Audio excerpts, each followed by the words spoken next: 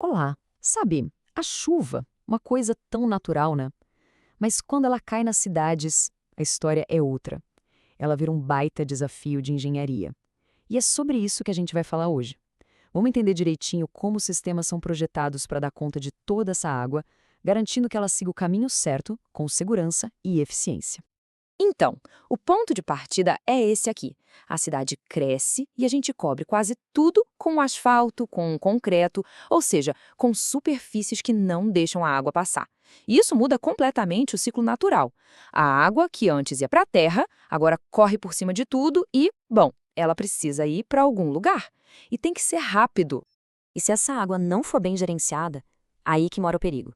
A gente está falando de problemas sérios, como fundações que vão se desgastando, pinturas que estragam e, claro, o mais visível, os alagamentos, que afetam bairros inteiros. O nosso trabalho na engenharia é justamente projetar para que nada disso aconteça. Ok, então, por onde a gente começa? Antes mesmo de pensar em qual calha usar ou qual tubo comprar, o primeiro passo é entender o tamanho do problema. A gente precisa saber com precisão qual o volume de água que o nosso sistema vai ter que aguentar no pico de uma chuva daquelas bem fortes. Essa é a pergunta de US$ 1 milhão, né? E a resposta para ela vem de um cálculo fundamental: a vazão de projeto. É esse número, essa vazão, que vai ser o nosso guia para todas as outras decisões que a gente vai tomar daqui para frente. A primeira pecinha do nosso quebra-cabeça é a tal da intensidade pluviométrica, que a gente chama de I. Basicamente, é o quão forte chove num lugar. E olha, isso não é chute. Existem normas como a NBR 10844 que dão esses valores prontinhos para cada cidade. Afinal, a chuva em Belo Horizonte é bem diferente da chuva no Rio de Janeiro, concorda? A segunda variável é a área de contribuição, o nosso A. Pensa nela como toda a superfície que vai juntar água, tipo o telhado de um prédio. Mas tem um detalhe aqui que é super importante. Dependendo de como o vento bate, até as paredes verticais podem entrar nessa conta. É um trabalho quase de detetive, analisando a geometria da construção. Beleza, então a gente já tem a intensidade I e a área A. Juntando as duas, a gente chega na fórmula mágica. A vazão, que chamamos de Q, é calculada multiplicando uma pela outra. E depois a gente divide por 60. Isso é só um ajuste de unidade, sabe? Para no final a gente ter a resposta certinha em litros por minuto. Parece simples, mas essa continha é poderosa. Bom, agora que a gente já sabe quanta água vai ter, podemos começar a escolher as peças do sistema. E a nossa primeira linha de defesa, a primeira barreira contra a chuva, são elas, as calhas. Para calcular o tamanho da calha, a gente usa um princípio clássico da hidráulica, a equação de Manning-Strickler. O legal dela é que ela conecta a vazão com outras coisas bem práticas. Pensa comigo. A inclinação ajuda a gravidade a empurrar a água. A forma da calha define o espaço que a água tem para correr. E a rugosidade? Bom, é o atrito. Quanto mais lisinho o material, mais rápido a água vai. E aqui a gente vê a teoria na prática. Se a calha for retangular, o que manda no cálculo são a base e a altura. Agora, se ela for daquelas redondinhas, semicircular, o que conta é o diâmetro. No final das contas, é a geometria que vai dizer quanta água aquela calha consegue levar embora. Ok, a água já está na calha. E agora? Agora ela precisa descer de um jeito controlado e seguro. E é aí que entram os condutores verticais, aqueles tubos de queda que a gente vê nas construções. Agora vem um ponto bem curioso, que parece até ir contra a lógica. Por que a gente não projeta o tubo para ele trabalhar com 100% da capacidade, todo cheio de água? Seria mais eficiente, não? Pois é, a resposta para isso está na física de como a água se comporta. O segredo está num negócio chamado taxa de ocupação. Se o tubo encher completamente, o ar que está ali dentro não tem para onde ir. E isso gera barulho, vibração, uma pressão que a gente não quer.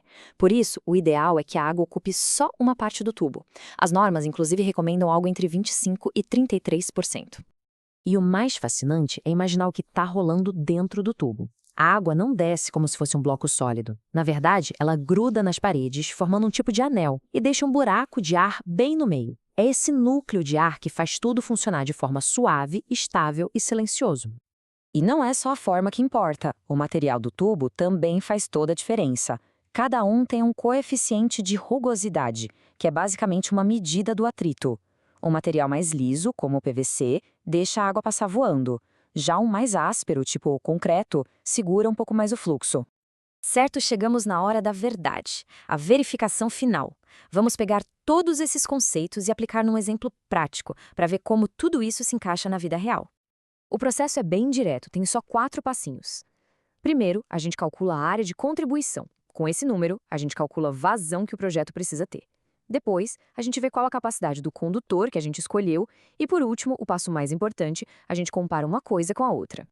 Então, no nosso exemplo, vamos imaginar um telhado de um certo tamanho e uma chuva com intensidade de 200 milímetros por hora. Fazendo as contas, a vazão de projeto deu 287,5 litros por minuto. Essa é a demanda, é o que a natureza está pedindo para o nosso sistema. Agora vamos ver a oferta. Digamos que a gente escolheu um condutor de PVC de 100 milímetros. Aplicando as fórmulas, lembrando da taxa de ocupação de 25%, a gente calcula que a capacidade máxima desse tubo é de 363 litros por minuto. E aqui, o grande finale. A capacidade do nosso tubo, 363, é maior que a vazão que a chuva exige, que é 287,5. Ou seja, nosso sistema dá conta do recado e ainda tem uma folguinha de segurança. Perfeito, o sistema está bem dimensionado, está seguro. Projeto aprovado. No fim do dia, todo esse cálculo, toda essa verificação serve para a gente atingir um objetivo muito claro, que a própria norma deixa explícito. A gente precisa coletar e levar a água da chuva embora do prédio do jeito mais rápido e seguro que der. Simples assim. É por isso que dimensionar um sistema desses vai muito, mas muito além de só fazer conta. É sobre engenharia preventiva. É sobre garantir que as nossas construções sejam resistentes, duráveis e, acima de tudo, seguras, mesmo debaixo do temporal que for. E para a gente fechar, fica uma provocação para o futuro. A gente sabe que as chuvas estão cada vez mais intensas, né? Então, como que a gente pode fazer esses projetos evoluírem? O grande desafio agora é criar sistemas que não só joguem a água fora, mas que também consigam reaproveitar esse recurso. A engenharia do futuro com certeza vai ter que encontrar essa resposta.